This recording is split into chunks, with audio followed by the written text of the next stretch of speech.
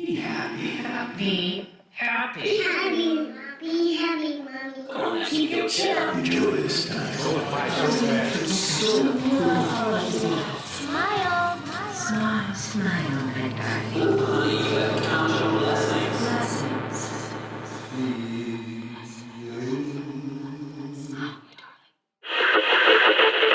Welcome to Creative Mamas Unplugged. We are your hosts. I'm Cherice Barton. And I'm Shelly Hutchinson. Creative Mamas Unplugged is a podcast where we navigate the hell out of being a creative mom with humor and heart. We will have honest conversations, Hear wise words from fellow badass mamas. and share hilarious stories around motherhood for some much-needed comic relief. Listen, motherhood is the most creative, most difficult job in the world. You are not alone, and you deserve to be happy. Welcome back, Creative Mama fans. Today, we present a conversation with Cherice Smith. Hailing from the South Bronx, Cherice's roots in funk, soul, hip-hop, and Latin music have shaped her dynamic career. She has worked with top choreographers in the industry, performing alongside legends such as Missy Elliott, LL Cool J, and Mary J. Blige. Her choreography credits span major brands, hit TV shows like The Tonight Show with Jimmy Fallon, and Broadway. Up next, she's set to portray Demita Jo Freeman in The Hippest Trip, the Soul Train musical. In this episode, Cherice opens up about the delicate balance of managing her son's budding performance career while continuing to thrive in her own. She highlights the power of her village, reminding us all that above everything, her most important title is mother. With her signature cool, calm, and collected energy, Cherice shares an insightful perspective on navigating motherhood and career with grace and decisiveness. I am honored to present this episode to you today. You know, Cherice and I teach down at Pace University together. How many emails have we exchanged back and forth? Can you cover? Can you do? Can anyone do this? So-and-so's got the flu. It's just, you have this community, right? And not all of everybody in our community is a parent. Some of us are, some of us are not, but everyone's so cool about whatever you need, right? Yeah, I love that. So I came to the dance studio around the corner. I'm like, you know what? I usually sit in my sunroom for Zooms or anything. I'm like, but the train runs periodically, in the back. So I'm like, I don't want the train to get in the way. I was like, I'm going to go to La Dance. Let me just open up, whatever. So I'm sitting in the office just now, about 10 minutes ago, setting up. Yeah. And then I'm like, okay, this is it. And then I look down and I'm like, oh my God, the phone is going to ring. I know the phone's going to ring. So now I'm in the back studio. So we should be good. Chichi, I love it that you're in the dance studio. I know. Look. I love that. I always say to my dancers, and I was like, you don't appreciate it now, but one day you will, because really the studio is it's home, right? And you realize that later in life when you get to return to the studio. Anyway, it's such a pleasure to meet you. Yes, you too. Oh my gosh, we're so happy to have you. There's so many things that I feel like I want to ask you, because you've had just this amazing career. You've had this just amazing journey to be where you are. But I had this thought where I had read one of your emails, and the way you sign off is you have mother, artist, choreographer, something like that. But the order of it is you have mother first. And that stood out to me so much because I thought about it. I'm like, do I even have that? And I feel like that's my greatest role in life. But do I even publicize that? And I just thought that was a really cool statement that you make by that's your sign off on your email. Yeah. And do you know what's last? Human. I think it's 4 things there. I think it's mother, choreographer, performer, human, or something like that. It's been a while since I changed that, but I felt like that needed to go first. That's how you act, that you're mother first. Thinking about it right now, I think I have this secret desire for people to read that and consider what you're asking me to do. And the times you're asking me to do it. I think that, if I had to make sense of it right now, I think that was probably somewhere on my mind. It's please know that, don't ask me to do anything at night. Do you make yourself accessible? Because I know that we all we're accessible at any moment, at any time, any given day because of our devices and things. Do you feel like you have a boundary around that? Past 10 o'clock, you're no good? Not a solid one. My phone, I have it set to sleep at, I think 11. The screen, will go black and white. There will be no sounds until 8 a.m., which used to be 9. But then I'm realizing once the summer was over, it's I drop him off at around 8. So I should probably hear the phone ring. And if something happens, so from 11 to 8, the phone goes silent. But if I happen to pick it up and see something, then I'll answer. So it's not like a hard boundary, but it's just something I did for myself so that even if I'm mindlessly scrolling and the screen goes black and white, I go, oh yeah, it's that time. And then I'll put it down. Mhm. Usually. So I know your son Kane, he's about 5 or 6 now. Is he 6? He's 6. He's 6. Okay. So he is performing now. Yeah, sometimes.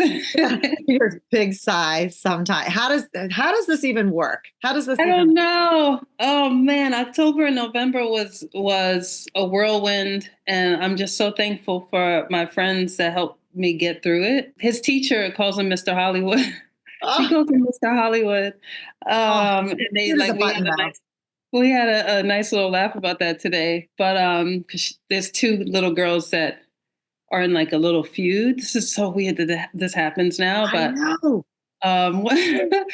One of our neighbors who's in this class, they've known each other since they were 2 because we're neighbors. There's a little girl who's in the class now who, they've been friends since September, when the school year started. Yeah. And I guess she is having trouble with the fact that Kane and our neighbor play together for the most part. So she's been pushing our neighbor.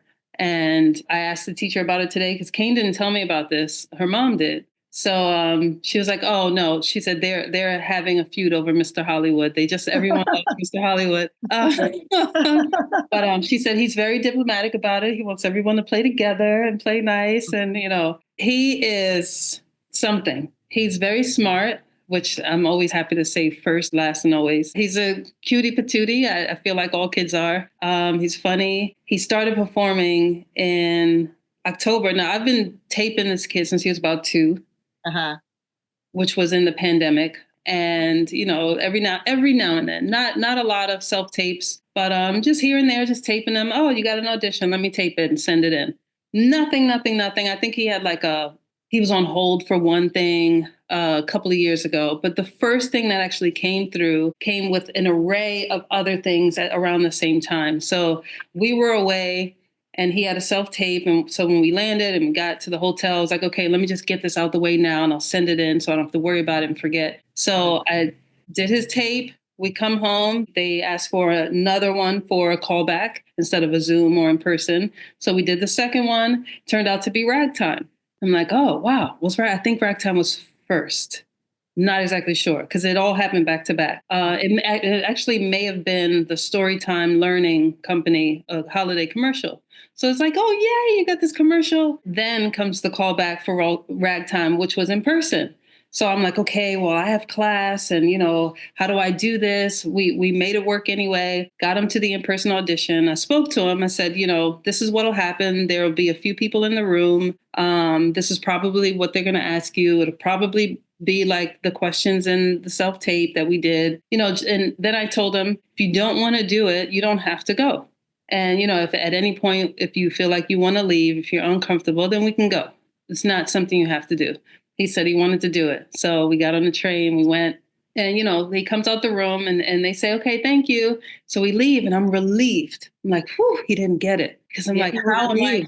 Yes, I felt relief because how am I going to get him to rehearsals every single day at City Center when I have to be at Rutgers in the morning and then I have to be at Pace in the afternoon? How is that going to happen? This is me in my mind thinking, I'm so glad he didn't get this. Yeah. And then I'm on the train going home and I get an email saying, we'd like to offer Kane a role, for a young Cole House understudy. So now I'm like, whoa, you did get it. I said, oh, but it says understudy. So this is great. You may never go on stage. This is what I said to him on the train. He said, oh man, I want to be in the show. And I was like, wow, okay. I said, okay, we got to talk to daddy first and, all these things. So talking to him about that, he hasn't shot Storytime yet, but we know he got it. So we get around to doing that commercial and then, it's time to give Ragtime an answer. But that night, his agent emailed me again and she said, my, when it rains, it pours. He booked another one. And I was like, okay, this is my answer. He has to do Ragtime. something's happening and we have to follow it is what I'm thinking. And I was on the phone. It was late at night because I'm always, I do my stuff at night when everybody's asleep. So, I'm answering emails. Then I get her email while I'm on the phone with my friend Michelle. And I was like, oh, Michelle, I don't know what to do. She was like, listen, we don't have any more shows after such and such date. She said, I'm free for a few weeks. She said, I can get them to rehearsal if you need. She said, we can do it. And I was like, you're right. We can do it. Michelle's a mom. Her son is 20 something now. She's like, we can do it. She was like, I'll help you. Like, we have to, Kane has to do it. And I was like, I agree. So, I told his dad the next day, I said, I'm going to accept. He's like, oh, I don't know. And this and that. And how's this going to happen? And how's that going to happen? All of the questions that I don't necessarily have the answers for, but I know if something presents itself, then you can do it. Otherwise, it wouldn't have fallen into your lap. I've lived my entire life this way. I don't think I would be here if I thought or operated otherwise. The more I'm hearing from the Ragtime team, the more relief is coming over, because then you have on-set education emailing you and how closely involved with the school they are. We had a new principal who isn't as, communicative as the old one. So it's just like, I'm emailing all these updates. He's not answering. I'm like, what's going on? But the lady in the office is excited. His teacher is excited. She's like, oh, this is great for him, So I'm like, okay, we're going to do it. And we did it. There was only, I think, 2 days where someone else had to get him to rehearsal. Somehow, again, things worked out. I got him there in the morning. I got on the train, or I got in my car. Michelle took him. I picked him up in time for lunch, took him back to the theater. I got to pace. It worked. And it's only 2 weeks. I was like, it's going to be a tornado, but it's only going to be 2 weeks. That's the beauty of the City Center Productions. It's only 2 weeks. We can do it. I just won't sleep for 2 weeks. I've gone longer without sleep. Yeah. So that from October to November, it's just like he booked everything he auditioned for, but we made it happen. He shot his 2 commercials. He did Ragtime. He got on stage for every matinee. Because I learned that at 5 years old, and 6 years old, things work differently in theater. So the main young Colehouse was 5. He cannot do a 2-day show. So Kane can be in the building for both shows as a backup in case something happened to the other actor. And then he can do the afternoon show. The other one would come in for the call time for the evening show. He would do all evenings. Kane was always there, but he got to go on 4, I think they had 4 matinees for over the 2 weekends, and then a student show, which was in the afternoon. So they put him on for the student show, and the students loved him. They screamed to the point where it scared them. So he got to go on stage 5 times, and he seemed to do great. He was fine. The guardian in the back said he would hold on to her so tight, and then she would let him go, and he would be fine.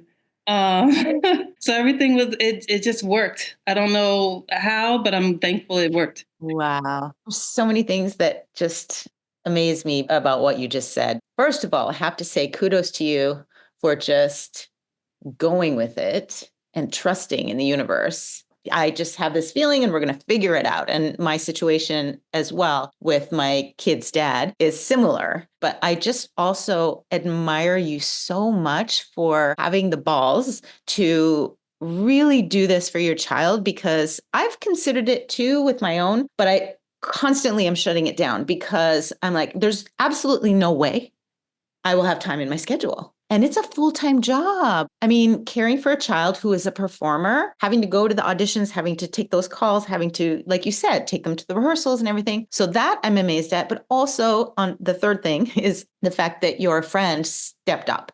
And I think that we talk about that all the time on this podcast, the power of community and other moms and dads who step up, who get it. It's the ones who have had children usually who are like, I get it and I support you. So I think that's so beautiful. And congratulations. Thank you. And other performers as well, because my friend Angelica helped a couple of times, and she doesn't have any kids.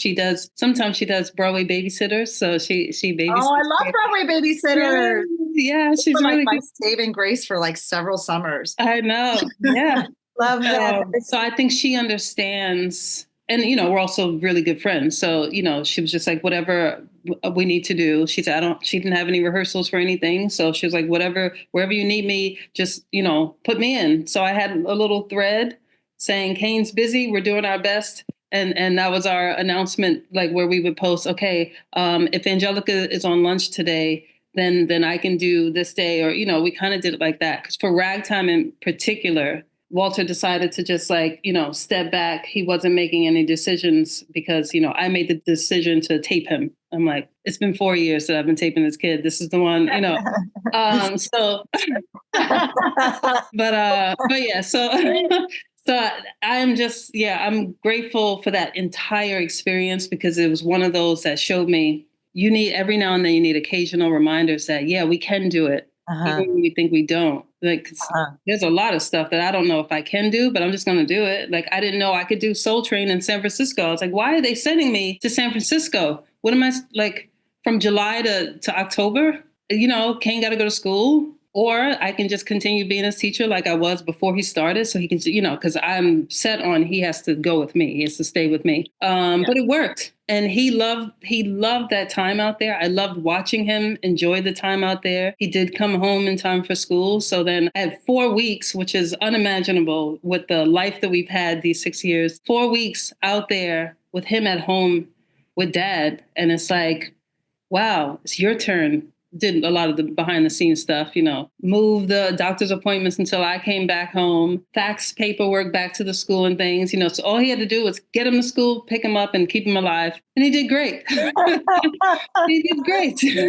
Oh my gosh. I'm sorry. Can you remind me again? So how many months were you in San Francisco? We left in July. July 17th, I left and I came back October 9th or 10th or something like that. But Kane was with me. He came a week later, and then he was with me until the day after opening night because I wanted him there for opening. Oh. And what did school look like for him there? Was he just doing online school through Google Classroom or he just does stuff with me because whenever there's a school break or like summer or anything like that, and before he ever started school in pre-K, I was a teacher. So in the mornings I would get up and we would have like a school session. I had books or different things, and we have the membership to IXL. What else do we do? I love IXL. Yeah, me too. Days where we didn't do that work. There's a museum out there, California Academy of Sciences. It's something like that. And it has it was a rainforest, a planetarium, an aquarium, a museum all in this one place. So every now and then, instead of the schoolwork or, teaching him math or whatever at the time, I think we were already starting, we would go over there for a couple of hours and then I would bring him back home because I had the babysitter from here, Hope, who picks him up a couple days a week while I'm at Pace, actually. She came out with me. So she was staying with me to watch him while I was in the theater. So I would meet them for lunch and dinner breaks and I would go back up to the apartment. And when I would have to leave to go back to rehearsal, he would break down and start crying. So every now and then, he would just stay with me in rehearsal, and everybody was fine with it. It was fine with it. So he would sit at rehearsal with me all day. I've been blessed to be a part of things where people are like, we need you there, and whatever gets you there is what we're going to do. Now, you guys have a theater, though, in New York, right? You're coming to Broadway. I don't know what's happening. We don't know what's happening. We go back into our workshop next week, the 24th, we start, and we have lots of questions because the email has changed to off-Broadway development, but they were set on a theater. They had a theater from, as far as I know, and when the Wiz closed early, it kind of threw everything into a snowball effect and it kind of messed some things up. Yeah. Do you feel so grateful to be a part of something so incredibly cool and rich like this? Yes, to me and my background and just forget it. And then the team we have is amazing. The writer, the director, everybody we have is just golden. So whenever it's ready for everyone to see it, I'm ready for everyone to see it. We just want to know what's going on because, we had a great run in San Francisco and we came back with all this momentum and it wasn't used. We haven't seen each other in 2 years. Wow. First time. Yeah. There was a whole union thing going on where we couldn't go into development. We were supposed to do it last year. Was that 2 years ago? Malik Washington is a good friend of mine. Yes, 2023. Yeah, that was 2 years. Oh my God. I feel like it was just a few months ago. Where's the Me time? too, especially as vivid as everything feels. Yeah. Wow.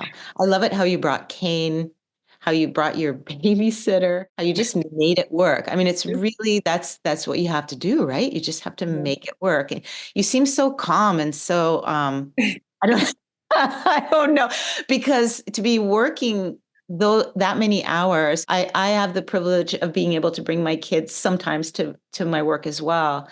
I love having my children around, but it's not easy. And so I just say kudos to you, because I think that you're amazing. You're doing great work. There's a lot of times when we kind of go, nope, can't do that, not going to do it, can't do it, just because of fear. Yeah, and there's times when I want to do that, and I feel like there's most likely been times when I have. Hamilton in Chicago. He was 2 months old, and they offered me the run out there, and I was like, "Did you not see me at the audition with my baby? Like, I'm not going to Chicago." Wait, did you audition for that show post-pregnancy? So he was a baby when you auditioned? Yes, the first time I auditioned for Hamilton, he was in my stomach.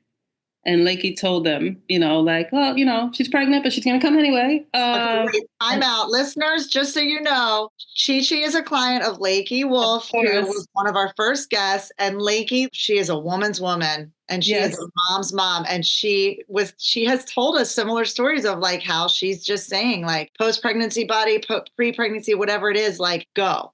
Yes, it's very, And, I think I don't have anything to compare it to. I had a very easy pregnancy. So I think I was about, I don't remember how many months, but we had to tell them. I don't think it was something you could see yet. So they were like, oh, it's okay. We'll see her now. And then, we'll see her after the baby. And I thought they were just talking, but they really did bring me back. So I think, October was the next time I went back. So he was 2 months old. So they offer me, oh, we'd love to offer you ensemble, whatever it was, in Chicago. And I tell Lakey, I'm like, I can't go to Chicago. And my aunt, who was newly retired at the time, was like, well, maybe I can come help. Like she was like gung-ho ready to help. And I'm like, no. For peace in my household alone, I'm not going to Chicago. And then 2, how am I going to do that? He's going to see the doctor every month right now because we spread out shots. I can't do that. Wasn't because I wasn't able to. It was just because I wouldn't. You wouldn't. Yeah. And, I was scared also, but then also it's just like, no, I'm not doing this. Went with the gut. Lakey worded it very nicely. Oh, we have to respectfully decline the offer for Chicago. Please consider us for Broadway only. Good, man. She's good. She's the best. Cher said it. You're so calm. You have this calmness. And I feel like when I had my first, I traveled. I went to Europe with him when he was 3 months. We were riding in vans from set to the freaking apartments with him in a seatbelt. Like he couldn't even hold his like no car seat. We're just like, what? Like no locks on the doors, just kind of hanging out.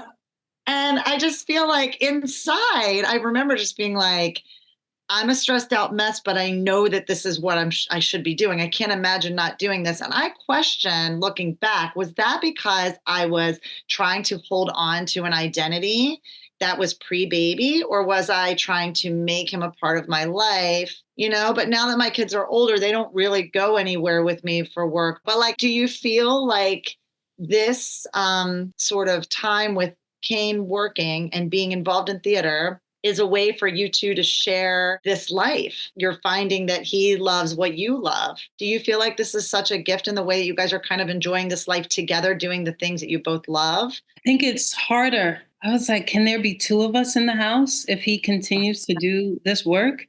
Because I enjoy what I do. I don't want to stop. But I mean, hey, if I can just be his support and take him from place to place and let him work, then I would do that. And I would, I'm sure, find other ways to be creative or still find my own creative work as well. But it's actually harder if he's going to be doing this as well. So I got an email a couple hours ago for a self-tape audition for him. Oh, Kinder Chocolate. He has to be available April 3rd and 4th. I know I'm not available now because of the workshop.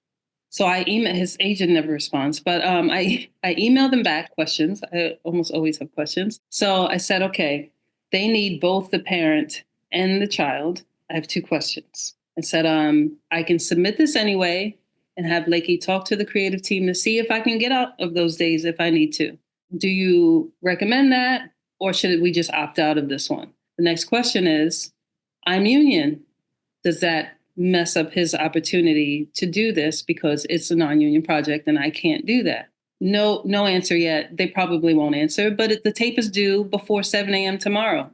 And I hate this about why would you do that with kids? I had a problem with this before. You don't send me a laundry list of things to tape a child and have it due the next morning. He's going to school. I'm not going to cut into homework time or dinner, bedtime things to do this tape for you. I'm not going to do it. So today's a half day. Right. Like today's a half day, but he's in aftercare so that I could do this without him coming in and waving at y'all because he would do that. But so he's in aftercare. We get home, we'll do his homework, we'll do all our normal things. And if there's time and still good light, then I'll tape it. And I'll still send it with a thing, gentle reminder. I'm not sure if I'm actually available because I know that that's something that you should not do. Because I'm in the industry, I know these things. So this is why I'm checking, but they don't respond, so it's fine. So I love that he seemed to really love what he was doing.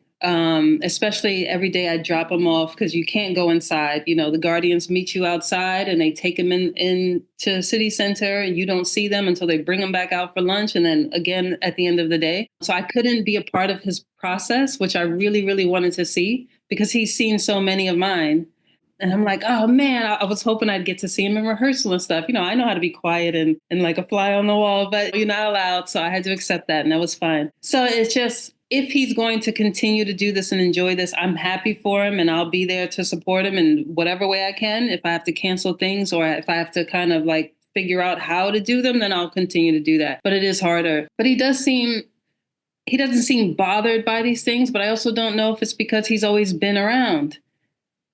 Shelly, right? He went everywhere with me. There was nowhere that I went that he didn't go. He's going everywhere with me. It was just in my mind that this was what was going to happen. So I feel like even with your example, I don't even know why it has to be different. Why is there like this pre-mother version that people are said to try to hold on to? This is your life and you have a baby now. So your baby is in your life. Does it have to change? If you can find a way where it doesn't have to change, the baby's not being shortchanged or abandoned or ignored, then why not have your baby in the cab? You made it work. Yeah. Creative Mamas Unplugged is produced by Breatheasy Productions with music by Jeremy Jurin. If you enjoyed this episode, please don't forget to give my mama 5 stars and keep coming back. Thanks to us kids, there are plenty of stories to tell. And you are not alone. Bye for now.